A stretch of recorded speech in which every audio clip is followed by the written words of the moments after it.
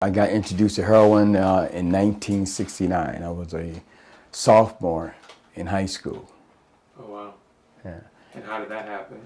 I was at a party and they were getting high, and my uncle introduced me to it, and I went mainline, and that took me on a 40-year odyssey. 40 years. 40 years. So you did heroin for 40 years. Heroin, other drugs too, but heroin was my main drug of choice. Wow. So how long have you been clean? I've been clean. My sobriety date is August 29th, 2008. 2008. That's not that long ago. 5 years is, well, you figure after 40 years, 5 years is a long time. First time I've been sober on the streets since 1969. If I've ever had any sober time, I was locked up in prison. Okay, so how much time did you do in prison? I got 7 numbers. So I've been in the federal penitentiaries and state penitentiaries, many county jails. All related to drug use? All related to drug use, because the drugs led me to criminal activity. Like what? Checks, credit cards, embezzlement, forgery, counterfeit money. That's all I did, property crimes. So the last 35 years has been those type of crimes. Stayed away from crimes of violence. If you added all up, how much time did you spend in jail? Do you have any idea? Well, you figure I'm 61. We're talking about at least 25, 27 years of that. All because of the heroin? All because of the drug, the heroin. Was there a wake-up call moment for you, or what? You know, in 2008, I was arrested again in Youngstown, and they were getting ready to send me back to the penitentiary, and I just asked the judge for help. I said, you guys, every time you send me to the penitentiary, I need some help. And because of my criminal history and my longevity and drugs, no treatment facility in Youngstown would mess with me. They felt like I was just a lost cause, especially considering my age. I was like 57 then. So I remember coming through TMRC a couple of times, coming from the federal penitentiary on furlough. So I asked my lawyer to call up here and see if they would come down and talk to me. Came down, and when they interviewed me, they said, well, you need some help. We're going to go talk to the judge. We'll take you. So went back in front of the judge. He took the penitentiary sentence back, said he's going to send me here one chance. He said, go up there and get your life in order. If not, you're going to the penitentiary. So you came to Oriana House? Came to the Oriana House. How long have you been, I know it's been 5 years, but how long did you stay with Oriana House on a treatment level? You know? Well, I was in the treatment level from December. I got up in the Oriana House in December 18th, and I got out March 31st. Okay. What is it about heroin that is so addictive, and why did you stay on it for so long? Well, it feels good. You know, it just, you know, at first it was just the euphoria of getting high and just, you know, that. Plus, I think I might have had some self-esteem problems.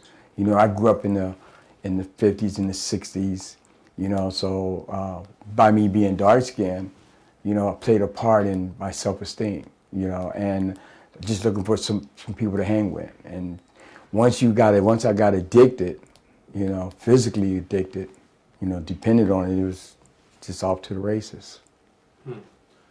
And trying to get off of it must have been a very difficult challenge for you. Well, yeah, because every time I came out to penitentiary, I said I was done. Just couldn't, you know. This last time, I don't know, probably the cost and benefits. I kind of seeing that, oh man. Okay. Yeah. Well, don't stop. And I didn't realize, you know, I'm not going to say when I first came to Oriana House that I was done. I just wasn't ready to go back to the penitentiary at that moment, you know. But as I was going through treatment, there was an IOP instructor, counselor that said something to me that kind of made sense. And she asked me, did I do drugs in the penitentiary? And I told her, no, never. And she asked me why, and I explained to her why, because of the cost that it would cost me being in the penitentiary, you know, taking my good days away, putting me in the hole. My thing was not to mess up my bit, just to do my time and get out. So she said, we have to figure out, well, what she said was this, I'd never heard this. She told me I didn't have a drug problem. She said I had a behavior problem. And I never looked at it that way, because every time I came out the penitentiary, I didn't go pick up dope first. I went and picked up my hustle first, the checks, the credit card, not understanding that behavior, the dope was coming. Whether it might be 30 days, 60 days, the heroin's coming back. So I started focusing on my behaviors, understanding that the dope wasn't my issue. You know what I'm saying? It was behaviors, the crime, the lifestyle. And you know, you can't tell that to everyone, but that was just something that I needed to hear at that time.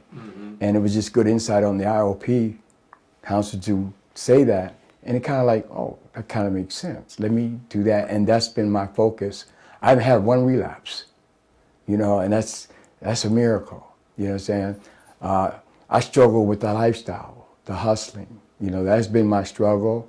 But I've got a lot better at that, you know, not used to working from paycheck to paycheck. And so that was a struggle for me at first, but that's gotten easier. Why do you think it's so hot? It seems to be exploding in the last few years. It is, you know what's really got me, because I'm seeing it from the other side now. I have a lot of clients, young Caucasian clients that are really just gravitating to the heroin. And when I was growing up, it wasn't like that. And I think a lot of guys I talk to say that they started with pain management pills, Oxycontin, those type of things. And what happens, those pills are expensive on the street. You're talking about $80 a pill. So, you know, they can't afford that anymore, and the heroin's a lot cheaper. Not much is heroin. Well, you can get a like $10 bag, $15 bag, $20 bag, you understand, to buying grams.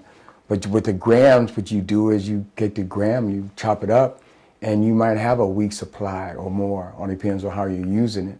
How many clients do you have? Right now, I have 18 clients that I'm working with. You know, I'm doing for day reporting, TMRC, RIP. And what's really unique about being a recovery coach is that I get to do self-disclosure. And I have empathy for what they're going through because I've been there. So I know what it means to be addicted. I know what it means to be locked up in prison. I know what it even means to be in a treatment facility and sometimes everything's not going your way. It's frustrating. Seeing it from the other side, do you think it's an epidemic? Oh yeah, it's a major epidemic. You know, we just had a guy OD'd inside the facility, which is, you know, that's when I was growing up and that just wasn't something that's happening. People were bringing, you know, so yeah, it's a major epidemic. It just seemed like the thing to do, and they lost hope. You know, I got a lot of young clients that, you know, they've been doing heroin since like their teens, and they feel like there's nothing else they can do. That's all they know. You know, so I try to. The economy plays into that. The economy plays in that. You know, I don't know if the economy plays in that or it's just, it's just the thing to do, the peer pressure. I think the peer plays a lot more than the economy, because a lot of my clients are not from, per se, the ghetto or something like that. You know, they're like middle class. So I think it's more or less peers, you know, and the society, the climate of society, the youth, the culture. It's crossing the socioeconomic lines. It's Yes. not just a poor person. No, you know, and so what's amazing about it, I got a couple of clients, they said, well, they found out that I did heroin. They said, well, I didn't think black people did heroin. I've never heard that before, you know. I was expecting you to be white. I'll be honest. You know, and I said, what? I said, trust me, you know, they just, you know, they said, you never ran across a black heroin addict? Never. You know, so it just goes to show you how this has migrated from the inner urban, you know, going out into the suburbs and stuff. Did it almost ever kill you? I've OD'd several times. I've OD'd and been brought back. I OD'd I went out in the car and I had a head-on collision from the heroin, just driving, just nodded out and swerved and see me. You just kept coming back. Just kept coming back. You think you should be alive right now? Never. You know, I've been shot directly because of the drug abuse, the heroin, been robbed, you know, had on OD several times. So it's only through the grace of God that I'm here. You know, what I'm really blessed about is everybody don't get a chance to get to be my age and turn their lives completely around. So I graduated from Akron University. I have a degree. You know, I'm back in school. You know, I'm a single parent. My daughter's mother got killed in 2010, so I'm a single dad. So That's another outlook I got on single mothers now. That's a hard job. Everyone deserves a second chance. Sounds like you got about 20. Yeah, you know, but the main thing I like about my job is that I can encourage guys and mentor and model recovery. To let them know, listen, I'm not unique. Anything I can do, you can do it also. It's about your mindset and how bad do you want it, Sure. you know. And if it hadn't been for the Oriana House, I wouldn't be sitting here. You know, how amazing is it that I come through treatment? They know about my history. They know everything about me.